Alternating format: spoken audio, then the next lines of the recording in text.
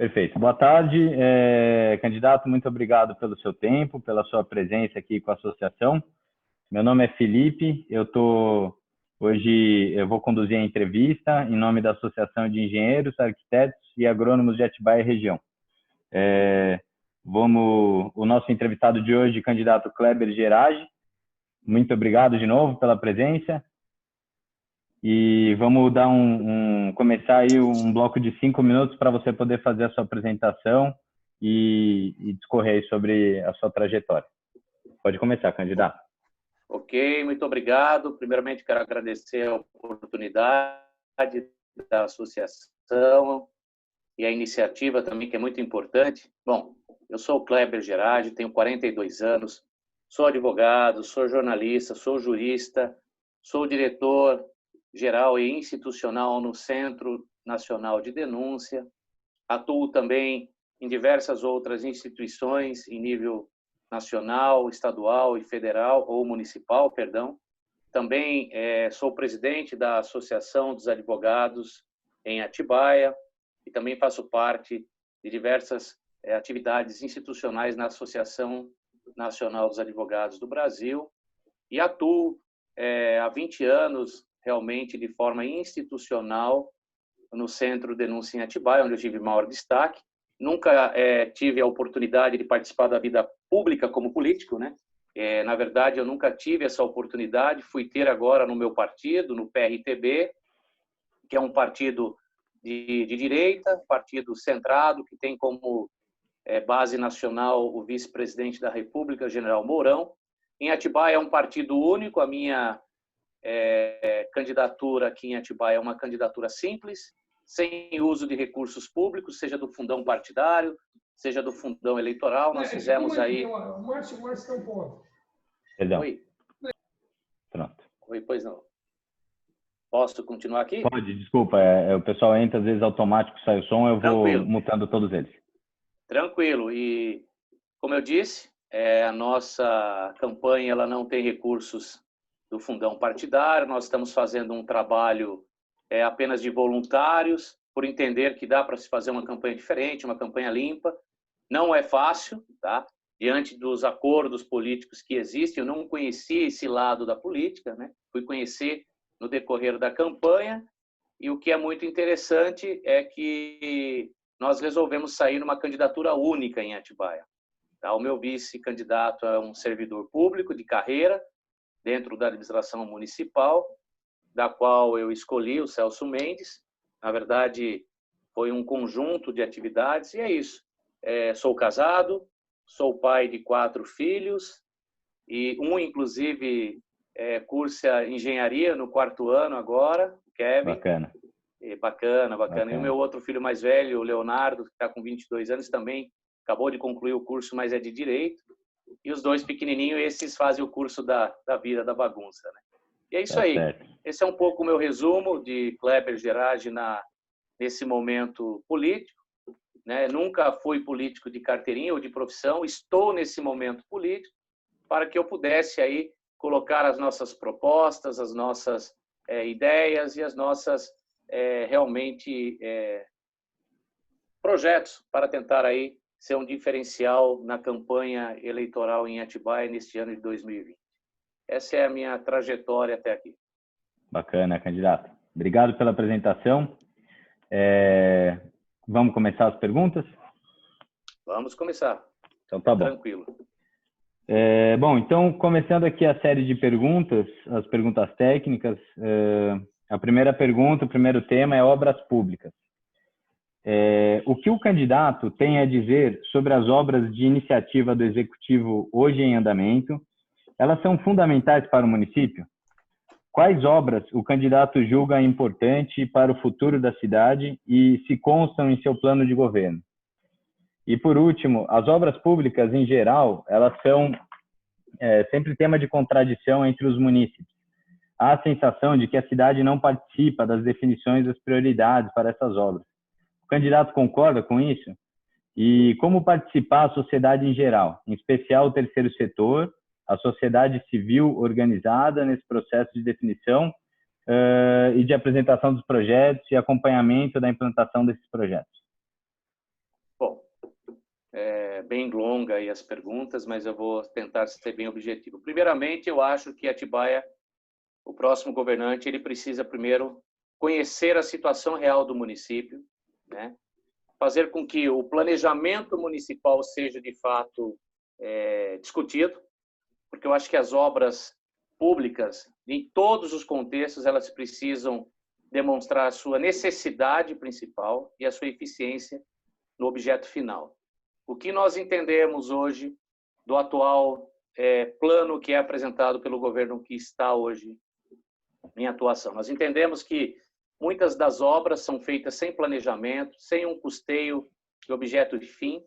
Nós entendemos que não há participação efetiva da sociedade e que não há um estudo geral ou localizado naqueles locais onde se apresenta a necessidade daquela obra. Então, eu acho que, primeiramente, há sim a necessidade de se fazer um planejamento geral e, para isso, tem que ouvir pessoas técnicas e não pessoas políticas. Enquanto não se discutir que as obras ela tem que ter uma finalidade e um objeto fim de atender à necessidade da população, seja ela no contexto geral da cidade ou regional de um bairro, nós não vamos ter aí realmente as obras como deveriam ser necessárias. Eu entendo que muitas das obras atuais são obras desnecessárias, com cunho eleitoreiro, tá? São obras que foram superfaturadas, que estão sobre objetos de investigação. Então, eu acho também que as obras, na maioria dos contextos da cidade que foram feitas nesses últimos anos, como eu disse, não ocorreu de maneira transparente, como deveria, ou seja, não houve realmente um planejamento geral para demonstrar o custeio, a necessidade e o objeto e fim. Nós temos muitas obras realizadas em Atibaia hoje, por exemplo, posto de saúde que se constrói, tem todo o amparato, mas não tem o material principal, que é o material humano e os equipamentos necessários para o objeto fim daquela obra. Então, é necessário haver realmente um planejamento estrutural na cidade, fazer um levantamento emergencial do que realmente Atibaia precisa de desenvolvimento de obras, e aí verificar o que é obra útil, o que é obra necessária, e o que é obra emergencial, e o que é obra para meio e longo prazo na cidade. Ou seja, tem que haver um planejamento. Tá? Não concordo com muitas finalidades de obras que estão sendo feitas hoje, principalmente no atual modelo em que os contratos não existe, inclusive, um seguro de garantia dessas obras. Eu acho que é muito importante se ter um seguro de garantia dessas obras públicas, porque ela discute em questões de dinheiro público. Muitas das obras foram feitas nessa atual gestão sem licitação, sem que houvesse uma concorrência adequada. E o pior, a maioria das obras realizadas não são fiscalizadas pelo próprio poder público para saber se realmente aquilo que foi contratado é o que está sendo investido, é o que está sendo empregado nas obras. Então, tem que haver realmente uma verificação geral, fazer as auditorias desses contratos, das obras que estão em andamento e verificar realmente se essas obras tiveram realmente aquela utilidade de interesse público. Muitas delas, no meu entender, não são feitas dessa forma. A partir do momento em que as decisões não forem políticas, mas sim técnicas, eu acho que aí nós vamos ter condições de desenvolver obras realmente úteis e necessárias para atender o interesse da coletividade, da população no contexto da cidade no geral e em determinadas regiões, em pontos específicos, onde há necessidade de ter essas obras. E aí, obra pública, ela envolve todo tipo de questões, né? Saneamento básico, vai no contexto desde um hospital, né? Infraestrutura básica ou intermediária ou de grande porte. Então, tudo questão da mobilidade viária, tudo isso tem que ser planejado na cidade. E aí existe a questão do planejamento municipal e que o plano diretor está ultrapassado nesse sentido, não acompanhou aí o desenvolvimento da cidade. Nós entendemos também que muitas dessas questões foram deixadas de lado por questões realmente políticas, e acho que onde se tem decisões políticas e não técnicas, nós jogamos dinheiro no lixo, e isso é muito sério, isso é muito grave para a nossa cidade. Esse é o contexto que eu tenho no resumo dessas perguntas. Eu não sei se eu fui bem específico em algumas. Fique à vontade. Não, eu só ia avisar, tem mais 1 minuto, como eu ia te avisar todo o bloco aí. Perfeito. É isso, eu acho que planejar a cidade é realmente chegar realmente onde necessita, com obras úteis e necessárias e adequada à realidade. Hoje nós temos, como eu disse, um crescimento desordenado na cidade e a administração pública não acompanha esse crescimento. Então nós estamos aí sem um planejamento específico do que realmente é necessário de obras públicas na cidade, e aí é isso que nós estamos vendo na cidade, uma total desperdício de dinheiro público. Perfeito, candidato. Obrigado pela posição. Vamos para a próxima pergunta. Deixa eu zerar o tempo. Segundo tema, então, bom, até conforme você já abordou um pouco, o plano diretor e os planos setoriais. Para essa pergunta, a gente tem 5 minutos. Eu vou escrever aqui. Sim, sim. O plano diretor do nosso município foi aprovado em 2006. Tinha previsão de revisão em 10 anos, ou seja, em 2016. Temos hoje um projeto de lei tramitando na Câmara, que trata da revisão do plano, 14 anos depois. O candidato tem conhecimento do plano? Qual a opinião do candidato sobre a proposta que tramita na Câmara? Ela converge com a visão estratégica do candidato? E como a cidade deve crescer na visão do candidato? Qual o seu plano estratégico? Ok. Bom, o plano diretor é um instrumento orientador e básico, né, dos processos de transformação do espaço público urbano e da sua estrutura territorial, né, servindo de referência para todos os agentes públicos, seja eles públicos ou privados, que atuam na cidade. Então, ele é muito importante. O atual sistema é o que eu falo, né, não se cumpre a lei. O plano diretor que foi feito na cidade, que está ultrapassado, como já foi bem dito, eu entendo que o atual modelo, o que já está ultrapassado, não se tem como acompanhar o crescimento da cidade. E o que está sendo discutido na Câmara, se você olhar bem, é basicamente o mesmo sistema. Manteve-se praticamente o que já existia no plano anterior como princípio, né? Então, eu entendo que no nosso plano de discussão, nós temos que chamar a sociedade especializada no contexto para desenvolver esse novo plano diretor. Eu entendo que, da forma que está, inclusive, sendo discutido na Câmara, o atual projeto de lei que trata dessa questão do plano diretor, ele tem que ser revisto de maneira ampla e geral, num contexto bem dinâmico.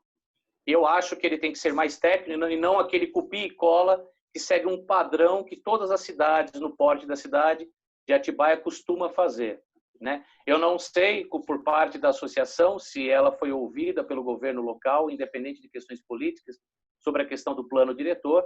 Isso eu não tenho conhecimento, porque no projeto que tramita não existe essa informação adequada, né? Então, eu acho que, além da questão do município, tem que se ouvir a sociedade.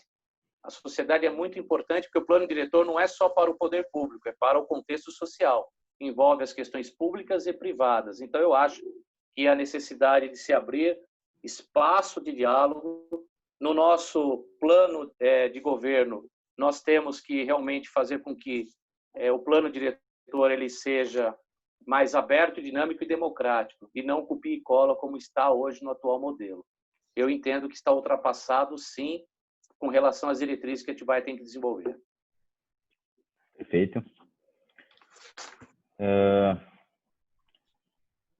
Vamos lá.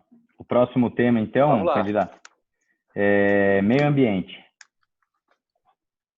O município de Atibaia possui uma coordenadoria especial de meio ambiente. É uma das poucas que possui convênio com o Estado, o que permitiu a municipalização de alguns licenciamentos, até então de responsabilidade do Estado, via CETESB. Essa pasta hoje detém importância e receita, porém é notável a falta de recurso humano técnico. Como o candidato vê a política ambiental instalada hoje no município? O meio ambiente não se resume a água e floresta, é muito mais amplo. Passa pela ocupação do solo de uma maneira sustentável. É sabido que nossa cidade sofre com a crescente ocupação irregular, os parcelamentos clandestinos de solo, por exemplo. Qual o projeto do candidato para desincentivar a degradação no meio ambiente, controle da ocupação clandestina e estruturação dos órgãos de controle? Bom, primeiro que uma cidade como Atibaia, do porte que ela tem, de extensão inclusive territorial,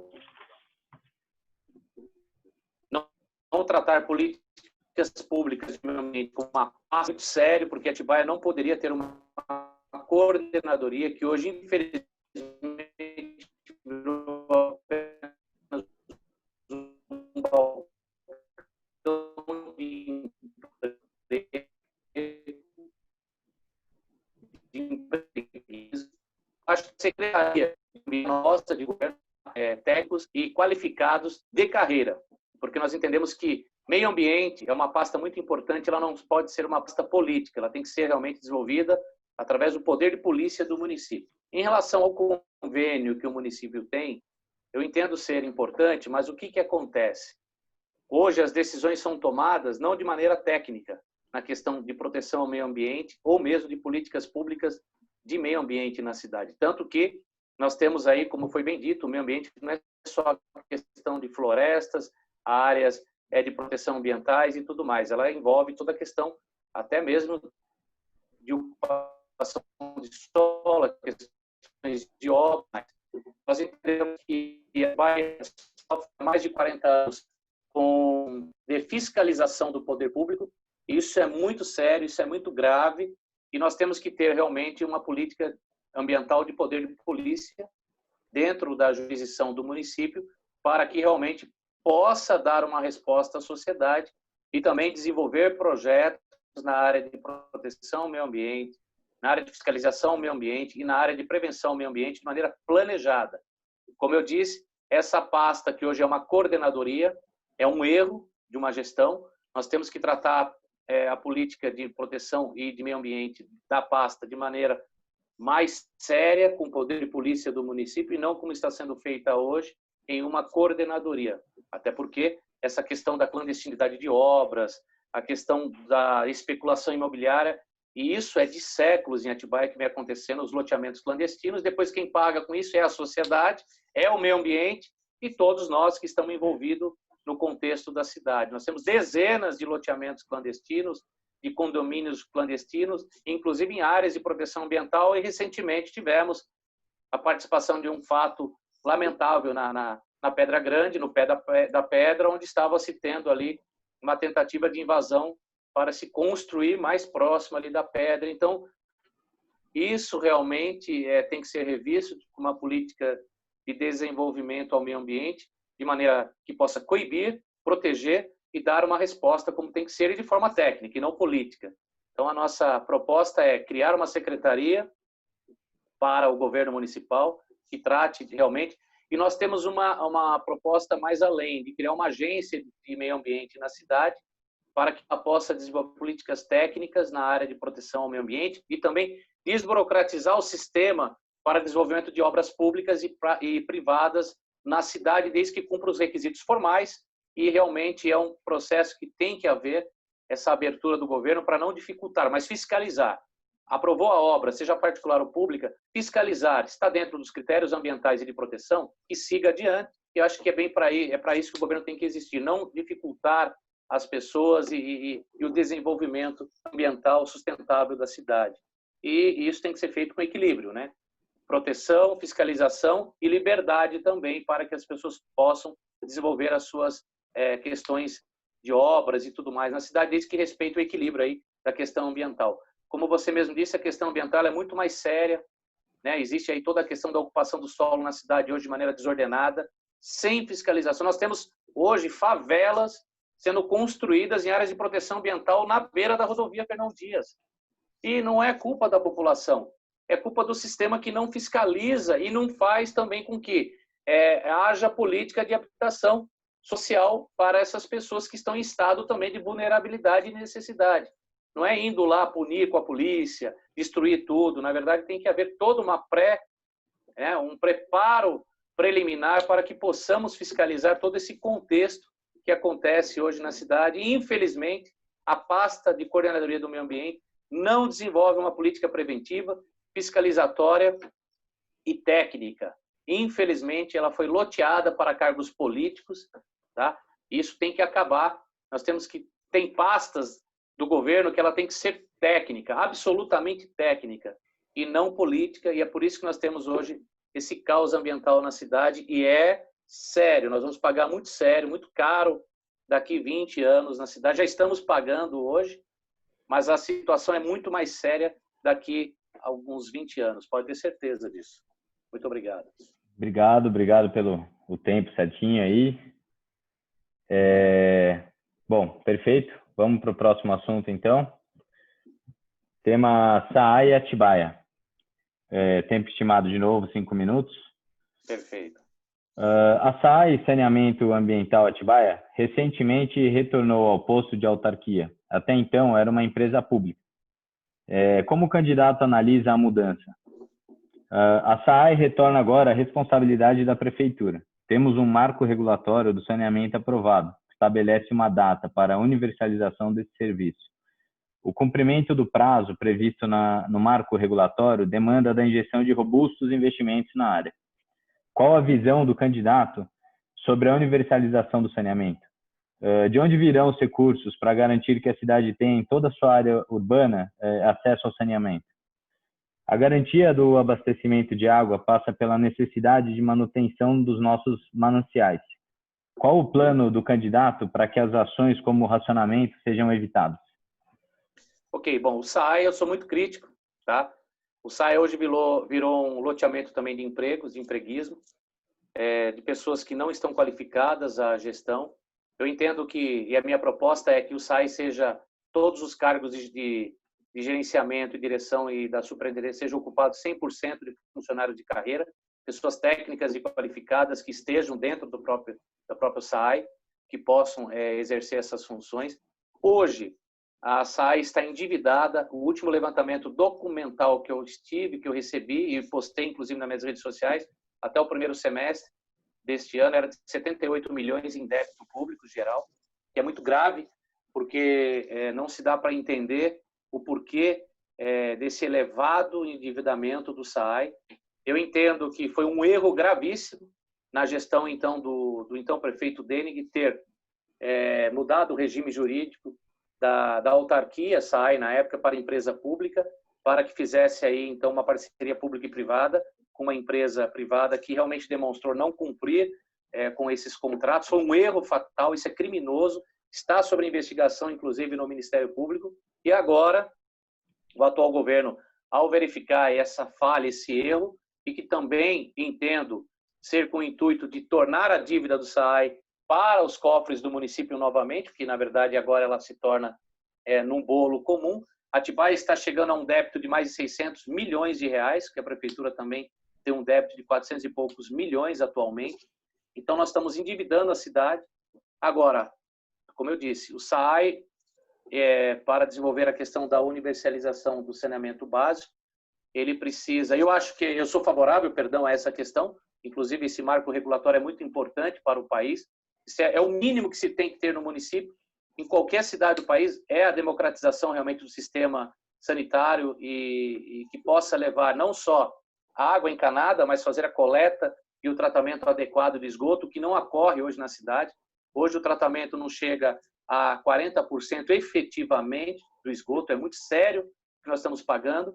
Não adianta só asfaltar e não colocar a infraestrutura básica necessária, então tem que haver planejamento para isso, e o recurso vem do IPTU, dos impostos que o município paga, e paga muito caro, né? A cidade de Atibaia é uma das mais caras de se viver em impostos, há taxas abusivas, a taxa do lixo, inclusive, que é cobrado hoje no sistema, é muito sério, porque já é cobrado no IPTU, ou seja, tem que haver uma mudança geral, tem que abrir as contas públicas do SAAI, fazer auditoria imediata em todos os contratos. Inclusive, nesta semana, a Câmara de Atibaia aprovou um novo empréstimo, não sei se você sabe, mas Atibaia já tem mais de 100 milhões de reais em empréstimos que foram feitos até esta terça-feira para realizar as obras que não foram cumpridas nos prazos.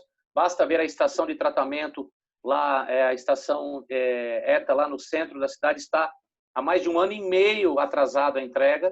Por quê? Porque não se tem planejamento, não se teve reserva de recursos para essas finalidades. Então, o que acontece? Há necessidade de ter um choque de gestão imediata. Até porque a questão dos mananciais, da questão da calamidade hídrica hoje na cidade, né, é muito séria, porque a falta de água não se dá por falta de recursos naturais em Atibaia, se dá por falta de investimento, por falta de tratamento e fiscalização da questão ambiental.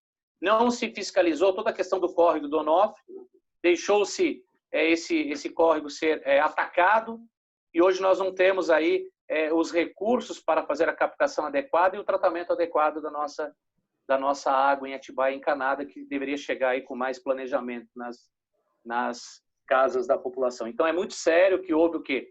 Não se houve os investimentos e as obras úteis e necessárias para um planejamento adequado da questão do saneamento básico e das obras de infraestrutura básica nessa questão. Então, eu acho que o marco regulatório para essa questão vai ser muito importante para a democratização, mas infelizmente nós vivemos num país do faz de conta. Tudo que é lei, só é bonito no papel. Na prática, não se tem essa realidade, não se tem, inclusive, a fiscalização dos órgãos que deveriam fiscalizar. Até mesmo o próprio Ministério Público, que é omisso em determinadas situações. Quando é contra o poder público, tudo pode. Quando é o privado, nada pode e se pune. Então, existe, infelizmente, essa questão que não é tratada com seriedade, não só em Atibaia, mas no país inteiro. Por isso que nós temos aí toda essa questão de, no século XXI, em pleno ano 2020, Atibaia não ter saneamento básico e não ter água encanada em mais de 60% do território da cidade. Isso é muito sério, isso é muito grave, isso mostra o quanto nós estamos atrasados em relação à questão do saneamento básico e da questão hídrica na cidade. É muito séria, não houve realmente uma política pública voltada para essa questão. Houve, sim, decisões de poder, isso é muito sério, isso causou todo esse caos que nós estamos vivendo agora, e a culpa sempre vai ser da seca, sempre vai ser da população e não do governo. Girato, obrigado. A gente já chegou no fim do nosso tempo. Vamos ao próximo tema, o quinto tema, então. Uma pergunta de 5 minutos. Composição das secretarias e cargos de chefia. A associação é sempre favorável ao preenchimento das secretarias com quadros técnicos, a começar dos seus secretários. Embora o cargo de secretário seja de agente político, entendemos que o secretário deve ser técnico e conhecedor da área em que vai atuar. Como o candidato pretende compor os quadros das suas secretarias? Esse é um tema que eu gosto muito. Nós temos 528 cargos políticos comissionados na atual gestão, tá? Isso já é uma questão legal, né? Eu entendo que, primeiro, os cargos das nossas secretarias serão cargos qualificados e técnicos, tá? Inclusive, nós iremos rever toda essa questão que existe hoje. Nós não temos acordos políticos, nem coligações partidárias que nos obriguem a nomear A, B ou C. Estamos de acordo com a postura da associação, que os cargos devem ser políticos, por isso que nós não temos indicação de nome nenhum. Estamos abertos a qualquer diálogo para todas as pastas. Não vai ser indicações de partidos, nem do nosso partido, até porque, se eleito eu estiver dia 1º, não serei mais partidário nem político, eu serei um gestor, então eu terei que realmente nomear pessoas qualificadas para as pastas da gestão pública. E mais, pretendo que desses 528 cargos em comissões, 70% sejam realmente ocupados por servidores de carreira, técnicos qualificados.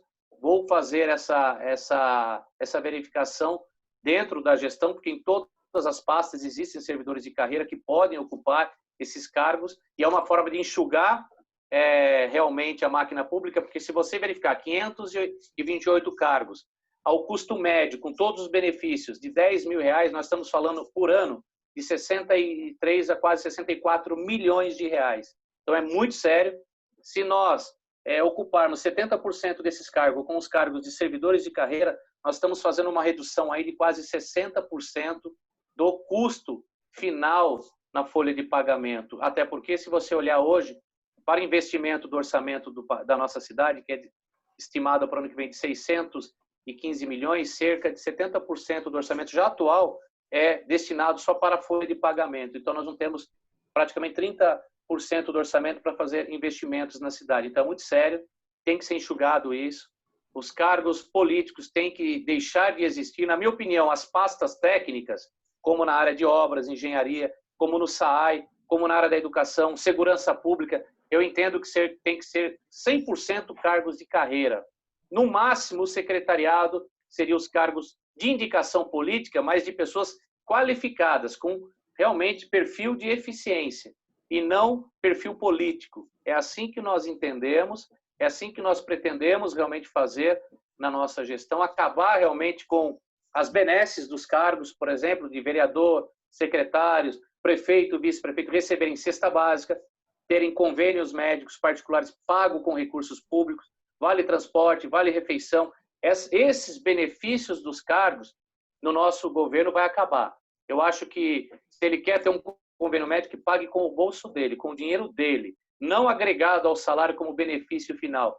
Agora, iremos valorizar realmente o servidor público de carreira. Esse sim, se é qualificado, se é técnico, ele tem que realmente ocupar o cargo que ele merece dentro do merecimento ali do cargo. Porque hoje, infelizmente, nós temos, como eu disse, 528 cargos políticos na cidade. É muito sério, é muito sério para a questão do endividamento, sobra muito pouco dinheiro para os investimentos na cidade, e é por isso que se tem hoje empréstimos a cada 3, 4 meses sendo apresentados na Câmara de Atibaia, e esses empréstimos só estão endividando a nossa cidade para o futuro. Então, o projeto principal é reduzir os cargos políticos, aproveitar os cargos técnicos dos realmente servidores concursados, efetivos, e realmente somente cargos técnicos e qualificados e com eficiência. Nada mais do que isso. Enquanto houver coligações políticas, grupos políticos partidários, você vai lotear todos os cargos que existem hoje na administração e você não vai ter eficiência, que seria o mais importante no final da história, que é o atendimento adequado à população. Então, eu sou muito rígido, sou muito contra. Nós temos várias denúncias de funcionários políticos fantasmas, alguns já condenados, inclusive, este ano. Então, é muito sério o que acontece em nossa cidade. Temos que acabar com o empreguismo dentro da gestão pública. E é isso que nós queremos fazer, e é isso que vai ser feito na nossa gestão do PRTB. Obrigado, candidato. Agora a gente tem um bloco de 7 minutos para que você possa apresentar os pontos que julgue importante do seu plano de governo. Ok. Bom, o nosso plano de governo ele tem um diferencial. Nós temos, além do plano de governo, nós criamos um plano de ação ao plano de governo. O que é isso? É onde se enquadra na legislação, seja ela federal, estadual ou municipal, essas ações que estão no plano de governo, ou seja, para realmente tornar ela viável e não fictícia.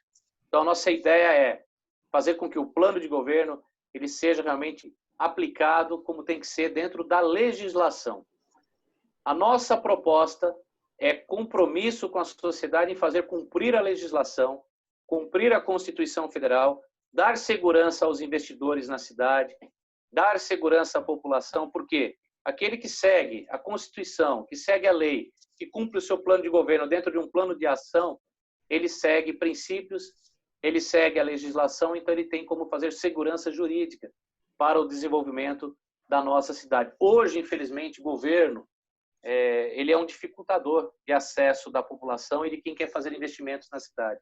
Então, a nossa proposta é rever toda essa questão, toda a legislação que existe no município, verificar as legislações que estão ultrapassadas, atualizar em relação à necessidade real da nossa cidade, atualizar em relação a legislações que estão sendo modificadas na esfera estadual e federal e alinhar Atibaia ao cenário da legislação realmente adequada a fazer com que a cidade possa crescer com desenvolvimento, com emprego, mas principalmente com respeito às normas e à legislação e coordenação, com fiscalização e respeito a tudo isso que precisa. O nosso plano de governo ele tem esse diferencial porque nós temos sim um contexto de apresentar pessoas que vão ocupar cargos de maneira técnica, nós não temos compromissos com grupos políticos ou partidários, isso torna um diferencial para uma gestão transparente, uma gestão limpa, porque onde se tem várias coligações, nós entendemos que tem loteamentos políticos, e aí isso trava a cidade, isso faz com que a cidade não desenvolva, isso faz com que as obras públicas sejam realizadas sem planejamento, custo e benefício real à sociedade, às vezes, muitas delas com excesso financeiro ou mesmo com obras a custo elevados. Então, nós temos que realmente fazer uma geral na cidade, abrir a caixa preta dos cofres públicos, realizar auditorias em tudo que foi feito, inclusive nas obras públicas que foram feitas e que estão em andamento, porque não se sabe se aquilo que foi gasto foi aquilo aplicado realmente de insumos nessas obras. Então, tudo isso vai ter que ser revisto na cidade, até porque nós estamos no modelo de governo que está aí há 20 anos, né, nas mãos dos mesmos grupos de governo. Então, a nossa proposta é fazer o diferencial nesse sentido, fazer com que a cidade seja planejada não só para agora, mas para o futuro, planejada de maneira técnica, qualificada e com eficiência, e que realmente as obras sejam realizadas no contexto técnico, no contexto de custo e benefício para a sociedade, e que não mais sejam obras realizadas sem fiscalização, com vários elefantes brancos que nós temos aí, jogado, obras abandonadas. Isso é dinheiro jogado no lixo. Isso, para nós, realmente é o diferencial. E combater a corrupção. Isso é uma bandeira que eu venho defendendo já há 20 anos, fora do meio político, e vou continuar, eleito ou não, fazendo esse trabalho contra a corrupção e fazer que a gestão tenha também meios de controle, controles que possam realmente buscar onde há corrupção e cessar, e fazer a punição quando tem que ser feito, respeitando o servidor público que hoje, infelizmente, está abandonado, está desrespeitado, está desmotivado, porque é ele que, ao final da história, presta o serviço à nossa sociedade, e é dele que nós precisamos que realmente ele faça a diferença de um governo, porque o governo não é o prefeito, não é o vice, o governo é toda a máquina pública que existe, e é isso que nós temos que fazer, e é isso que nós vamos pretender fazer. Muito obrigado. Bacana, candidato. Obrigado aí pela resposta. Agora, num bloco de 5 minutos, eu vou fazer uma breve apresentação aqui da associação e alguns projetos aí que a gente deu andamento na prefeitura. Okay. Associação dos Engenheiros, Arquitetos e Agrônomos de Atibaia e Região, entidade de utilidade pública sem fins lucrativos, foi fundada em 1984, com o intuito de congregar os profissionais e estudantes da área tecnológica de Atibaia e região e criar uma instituição que representasse o interesse dos mesmos. A associação, desde sua fundação, vem atuando de forma concreta, visando a defesa dos interesses de seus associados e na valorização do profissional. A associação protocolou junto à Prefeitura uma sugestão de lei que cria o Programa Municipal de Assistência Técnica Pública e gratuita para habitação de interesse social. Essa lei assegura o direito das famílias de baixa renda à assistência técnica pública e gratuita para o projeto e a construção de habitação de interesse social. Abrange desde o projeto, acompanhamento e execução da obra, até a cobertura, por profissionais das áreas de arquitetura, urbanismo e engenharia, necessários para a edificação, reforma e ampliação dessas obras. O pagamento dos profissionais é realizado através de verba enviada pelo governo federal. Bom, esse é um projeto que foi protocolado na prefeitura pela associação. E, além disso, protocolamos uma outra sugestão de legislação relacionada à inspeção predial, uma vez que para algumas atividades comerciais não é exigida a devida documentação em relação ao imóvel, o que pode colocar muitas vidas em risco. Então, seria uma inspeção de avaliação da estrutura, da saúde do imóvel, né? Então, essas são duas ações aí que a associação teve perante a prefeitura. Se o senhor quiser discorrer alguma coisa sobre o assunto, pode ficar à vontade. Bom, nós temos sérios problemas em relação à fiscalização dessas ações preventivas, né, da saúde, das questões do... Bom, basta ver que vários dos prédios públicos e quase todas as escolas, inclusive, não se tem sequer a avaliação do Corpo de Bombeiros, ou seja, aquela certidão, né, de segurança da estrutura do prédio, na área de incêndio, inclusive, e a parte estrutural. Isso também ocorre nos prédios públicos, como na Câmara Municipal, no prédio principal, a Santa Casa. Então, são várias questões preventivas que não se presta a ser feito pelo poder público. E as ações da associação entendo ser ações realmente preventivas, necessárias e emergenciais, para evitar realmente um desastre lá na frente. Porque, assim, depois que acontece é que se vai buscar o culpado, né? Antes, nada é feito, e aí depois, quando se denuncia essa questão, tudo fica, vamos verificar depois de quem é a culpa. Eu acho que realmente as ações apresentadas pelas associações são relevantes, são pertinentes e, na verdade, já está na legislação essas determinações só não se cumpre por quê? Porque não se tem iniciativa, não se tem vontade, e a omissão causa, né, todo esse caos que nós vamos vivendo. Em alguns lugares existem as tragédias que nós vimos aí, e não preciso nem citar sobre isso, e vidas são perdidas diariamente por justamente não haver a fiscalização que deveria dentro dos critérios legais. Eu acho que é muito importante o parecer técnico da associação, as indicações, e certamente no nosso governo essas questões serão levadas em consideração e teremos que ter realmente um choque de gestão para fazer o diferencial para que realmente se cumpra esses protocolos que são necessários para evitar aí tragédias no futuro e também fazer com que as obras sejam realizadas com segurança, sejam mantidas suas estruturas com segurança e como tem que ser feito realmente. Mas como eu sempre falei e volto a falar, infelizmente, nós vivemos num país do faz de conta. Só se pune depois que acontece o problema e não se verifica isso antes.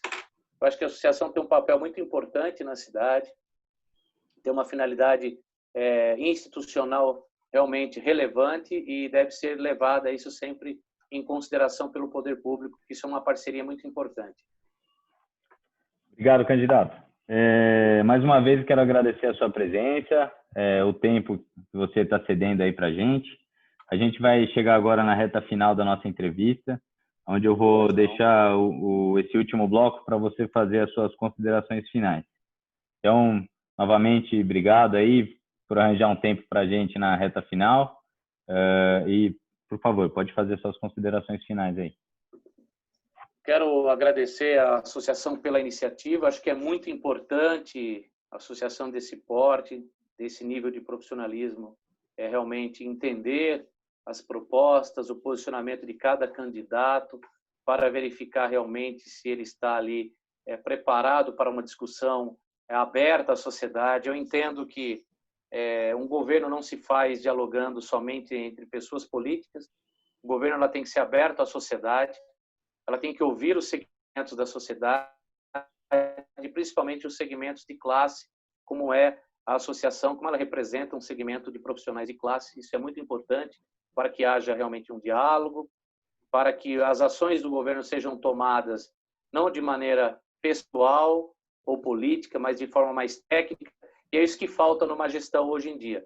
É uma gestão que tem que abrir as portas, democratizar o sistema, acompanhar realmente a legislação sobre o assunto e diversos outros assuntos, não só na área de engenharia ou obras, né, ou arquitetura, mas também ouvir os segmentos. Então, acho que esse vai ser aí o diferencial que nós estamos abrindo também para a população, que é entender que não se governa sozinho.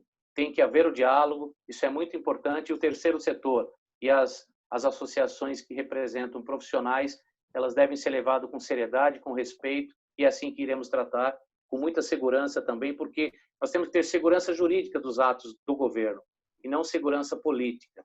Então, esse vai ser um diferencial do que nós vamos propor para a sociedade. Obrigado, candidato. Queria agradecer, por último, aí a presença de todo mundo que está ao vivo aqui acompanhando. Lembrando que a gente vai subir a entrevista para o site da associação, vai ficar disponibilizado lá para todo mundo que quiser ter acesso. Ok, eu agradeço a todos vocês e os que estão aí ocultos, eu agradeço também a oportunidade de falar para todos que estão aí assistindo. Obrigado. Obrigado.